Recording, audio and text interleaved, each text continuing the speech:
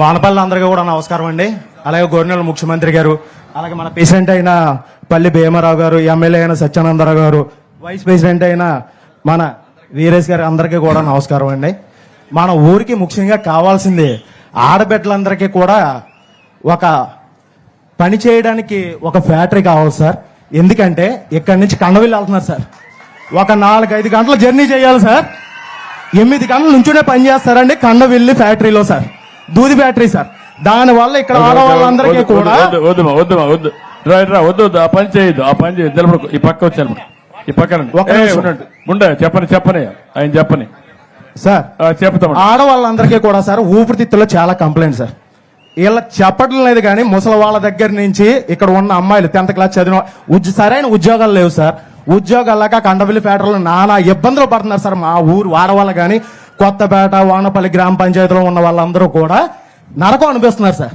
ఇక్కడ నుంచి 3 షిఫ్ట్లు సార్. ఎలా అంటే పొద్దున్నే 4 గంటలకు లేచి 6 గంటలకు బస్సు ఎక్కాలి సార్. 6 గంటలకు వెళ్తే అక్కడికి వెళ్ళేటప్పటికి 7-8 అవుతుంది సార్. 8 గంటల నుంచి మళ్ళీ తిరిగి వచ్చే వరకు కూడా నుంచునే పని చేయాలి. ఇక్కడ ఉన్న ఆడవాళ్ళందరూ కూడా అదే పరిస్థితి. అలాగే మా రైతన్నలు సార్, ముఖ్యంగా మా గోదావరి నియోజకవర్గానికి వెన్నుముక్క అయినటువంటి రైతన్నలందరూ కూడా గోదావరి వస్తే నిజంగా ఎంత నాశనం అవుతున్నారంటే ఏ ప్రభుత్వం ఈ 5 సంవత్సరాలు కూడా ఏ ప్రభుత్వం పట్టించుకోలేదు. వైఎస్ఆర్సీపీ ప్రభుత్వం మా గోదావరి దగ్గర నుంచి వీడియోలు మీరు చూసారో లేదో తెలియదు సార్. ఇక్కడ వరకు కూడా మునిగిపోయి నరకం అనిపించారు సార్. ఎందుకంటే మనకి ఇల్లు కొట్టి అక్కడే సార్, ఏడుకొట్ట మీద. మా గోదావరి రైతులందరూ కూడా మా దగ్గరకు వస్తారు కాబట్టి చెప్తున్నాను. అలాగే ఇంకో విషయం, ఇక్కడ ఉన్న ఆటో యూనియన్ సార్, నా ఆటో యూనియన్ ప్రెసిడెంట్ సార్, నా పేరు రేజనాయుడు. అలాగే మీరు ముఖ్యంగా ఆడవాళ్ళందరికీ కూడా ఫ్రీ బస్సు పెట్టారు సార్. దానికి అభినందించాలి సార్ నిజంగా. ఎందుకంటే మామూలు విషయం కాదు సార్, అది చాలా కోట్లతో కూడుకున్న విషయం. మా ఆడవాళ్ళ అక్క చెల్లెములు అందరూ కూడా చాలా బాగుండాలని మీరు ఈ పథకం పెట్టారు సార్. అలాగే మా ఆటో యూనియన్ దగ్గర ఒక 5 లక్షల మంది సార్ తూర్పుగోదావరి జిల్లాలో. 5 లక్షల మందికి కూడా మీరు ఏదో ఎందుకంటే మామూలుగా ఏదో 10th ఫెయిల్ అయ్యో లేకపోతే ఏదో చేసో కాదు సార్. ఖచ్చితంగా డిగ్రీ చదువుకున్న వాళ్ళు కూడా ఆటో తోలుకుంటున్నారు సార్. అలాగే ఇక్కడ జరిగిన ఒక 5 సంవత్సరాలు మీకు నరకం చూపెడతాను సార్. నిజంగా ఈ 5 సంవత్సరాలు నరకం చూపిస్తాను. 5 సంవత్సరాలు నరకం చూపించారు సార్. ఏమండి ఇక్కడ ఉన్న జనసేన కార్యకర్తలు కానీ, జనసేన అభిమానులు కానీ, తెలుగుదేశం కార్యకర్తలు కానీ, తెలుగుదేశం అభిమానులు కానీ మీరు చెప్పారు కదా సార్ అక్కడ ఎంతమంది మీద కేసులు ఉన్నాయని. ఇక్కడ ఉన్న వాళ్ళు దగ్గర యువత, కాపు యువత కానీ, బీసీ యువత కానీ, ఎస్సీ యువత కానీ, మొత్తం యువత అందరి మీద కూడా చాలా మంది కేసులు ఉన్నాయి సార్. అది గవర్నర్ సత్యానందరావు గారికి కానీ, అలాగే వీరేష్ గారికి కానీ అందరికీ తెలుసు సార్. అలాగే ఆ కేసుల దగ్గర నుంచి కూడా మీరు మా వాళ్ళందరినీ కూడా వినిపించాలని కోరుకుంటున్నాను సార్. ఇప్పుడు నేను అడిగిందని చెప్పను.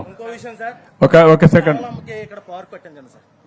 ఏం పెట్టాలో పార్క్ సార్. ఎందుకంటే మా పల్లలమ్మకు ఇంకో పేరు సార్, ప్రకృతి మాత అండి.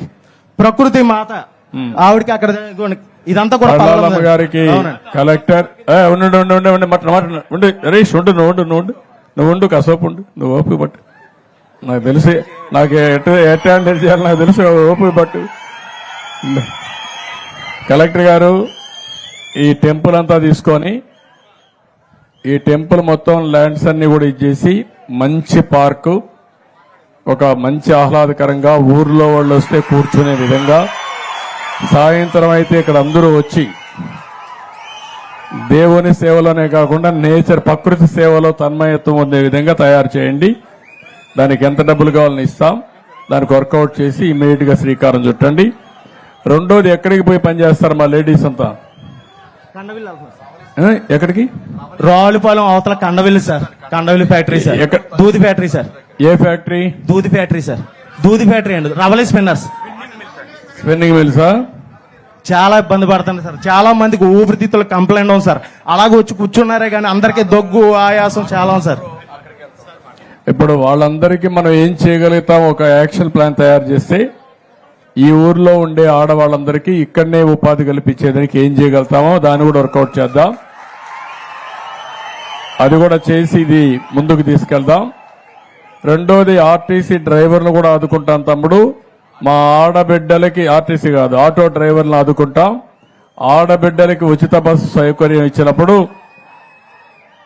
ఏదైతే ఆటో డ్రైవర్లు ఉన్నారో మీరు కూడా చదువుకుని ఉన్నారు, మొన్న మీరు కూడా మాకే ఓట్లు వేశారు, మిమ్మల్ని కూడా ఎట్లా ఆదుకోవాలని ఆదుకోవడం కోసం ప్రయత్నం చేస్తున్నా. తప్పకుండా మీకు న్యాయం చేస్తానని హామీ ఇస్తున్నా.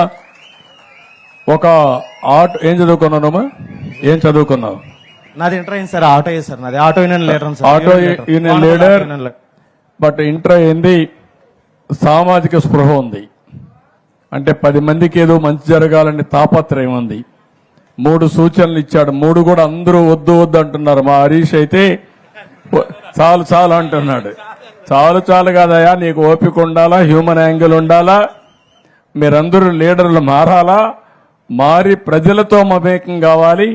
5 నిమిషాలు లేట్ అయితే కొంపలేం కూలిపోగాని ప్రజలు చెప్పింది విని ఆ సమస్యను పరిష్కారం చేసే దిశగా మీరు పనిచేయాలి, అడ్మినిస్ట్రేషన్ పనిచేయాలి.